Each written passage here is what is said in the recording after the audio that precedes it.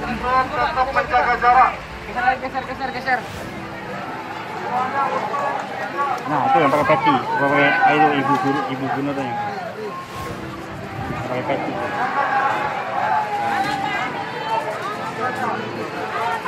Nah, ini orangnya nih.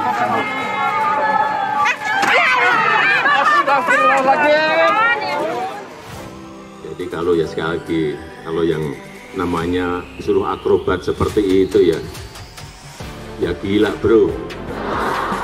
Di tempat yang rata saja bisa kejebur begitu ya. Jangan-jangan ini adalah ketanda bahwa Anies akan nyemplung ke penjara. Karena got kan identik dengan hitam.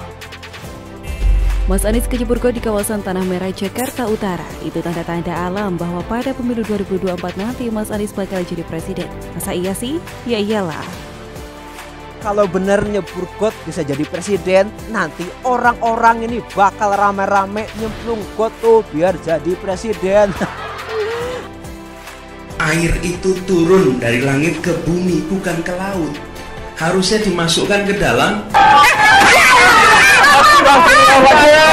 Yang dimasukin ke got airnya, Pak, bukan orangnya. Gara-gara kecemplung got ini dijadikan sebuah kode alam untuk menjadikan seorang menjadi presiden sebuah negara. Itu kan tandanya gampang banget untuk jadi presiden di Indonesia. Cukup kecemplung got jadi presiden.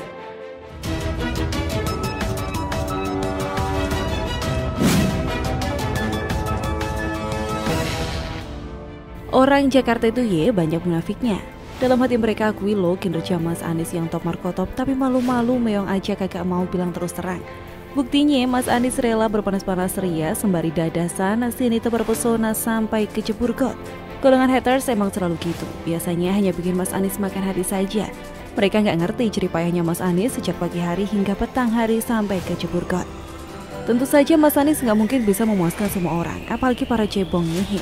Mereka nggak bakalan mau ngerti kalau Mas Anies sedang kerja keras keliling kelurahan-kelurahan, hitung-hitung buat latihan safari politik saat kampanye Pilpres Presiden 2024 nanti.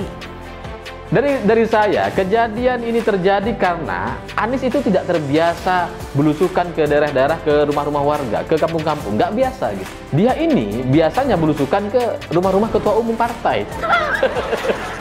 Yang tidak ada gotnya gitu. Jadi karena tidak biasa, karena masih baru, maka dia tuh tidak awas dan tidak hati-hati dalam berjalan gitu. Di tempat yang rata saja bisa kejebur begitu ya.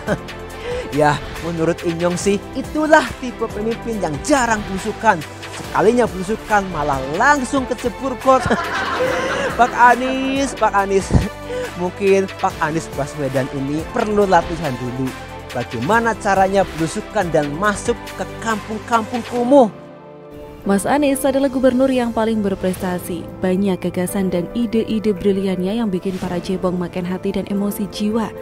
Dari ide-ide briliannya itulah Mas Anies mendapatkan prestasi kerja terbaik se-Indonesia dalam hal kelebihan bayar. Datanglah ke Jakarta dan rasakan perubahannya. Kalau dulu Jakarta itu bersih, kini joroknya minta ampun. Kali-kali desa antara Jakarta penuh dengan kotoran hitam kecoklatan, kasur bekas dan galon-galon bekas yang mengambang. Sekalipun Jakarta itu biang keroknya banjir, tapi Mas Anies tak mau membebaskan 118 bidang lahan untuk normalisasi sungai senilai 160 miliar rupiah pada APBD perubahan 2019. Alasannya Mas Anies nggak mau cairin anggaran normalisasi itu karena katanya keuangan Jakarta lagi defisit. Tapi hebatnya di bulan Desember 2019 dan Februari 2020 Mas Anies mencairkan anggaran komitmen fee Formula E sebesar 560 miliar rupiah. Itulah sebabnya ente jangan heran di tangannya Mas Anies Monas jadi gundul-gundul pacul-cul pelengean. Kurang hebat apa coba Bok? Ngerti nggak Bok maksudnya Mas Anies itu? Anies jelasin ya. Maksudnya adalah demokrasi di tangan Mas Anies adalah sebuah bentuk pemurnian terhadap keadilan muslim pribumi guna mengontrol otoritarian dan antitesis firaunisme. Saking cerdasnya lagi, Mas Anies hanya mampu mengontrol perdagangan eceran, industri kecil, dan PKL liar saja. Tanya kenapa? Karena Mas Anies nggak mampu menyentuh sektor perekonomian modern. Maklumlah Bong, kapasitas Pentiumnya beda sama si Cina kafir penista agama itu. Hanya program ecek-ecek dan eceran saja yang mampu dieksekusi Mas Anies melalui kebijakan affirmative action. Tujuannya jelas untuk memberitahu warga JKT58 bahwa di bawah kendalinya Muslim pribumi bisa naik kelas melalui kebijakannya alokasi proteksi kaum kecil yang membabi buta. Ente para cebong kudu ngerti, Mas Anies itu terpilih menjadi gubernur JKT58 bukan karena sentimen agama dalam balutan narasi fiksi dan label ideologi semata. Akan tetapi lantaran jihad fundamentalisme, radikalisme, dan intoleransi dalam nuansa SARA. Jadi paham ya Bong, di bawah kendali Mas Anies, Jakarta saat ini menjadi sarangnya pungli, rajanya korupsi, pusatnya penipu, dan gudangnya para munafikun mabok agama. Wajar banyak yang kecewa, wajar banyak yang terkapar dan meratap sampai ke tingkat langit ke-7 setelah sadar bahwa ternyata selama ini mereka telah kena tipu oleh para bulldozer mesin politik. Makanya Bong, cerdas dikit kenapa sih? Berpikirlah dengan bijak dan hati yang bersih. Marilah sedikit berpikir bijaksana, kasihanilah Mas Anies karena kurang fokus jadinya kecebur got. Mas Anies hanyalah korban oligarki partai politik dalam jaringan hukum rimba berdasi yang memanipulasi dirinya dengan semena-mena.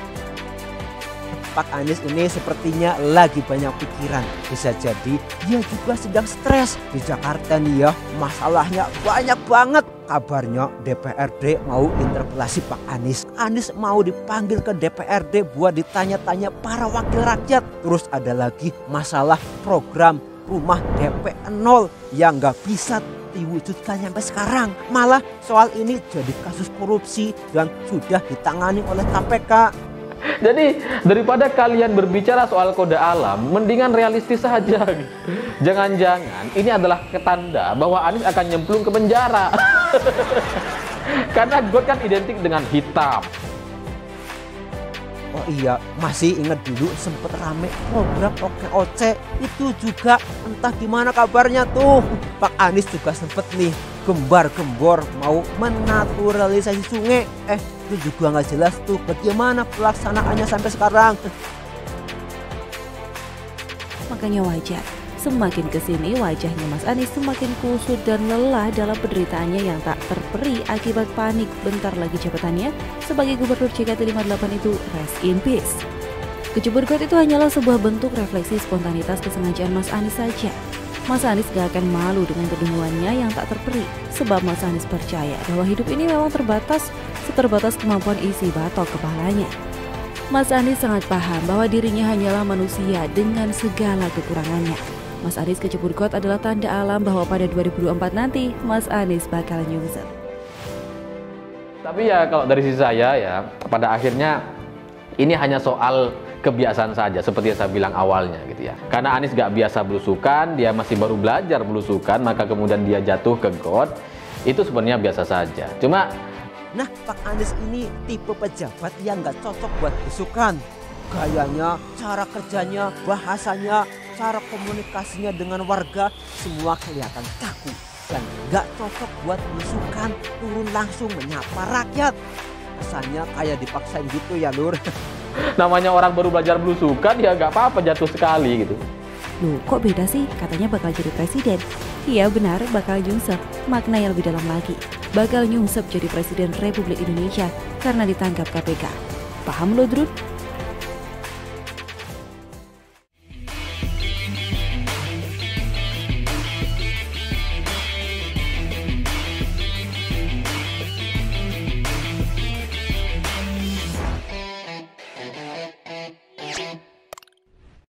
Jangan lupa untuk subscribe dan nyalakan lonceng notifikasinya.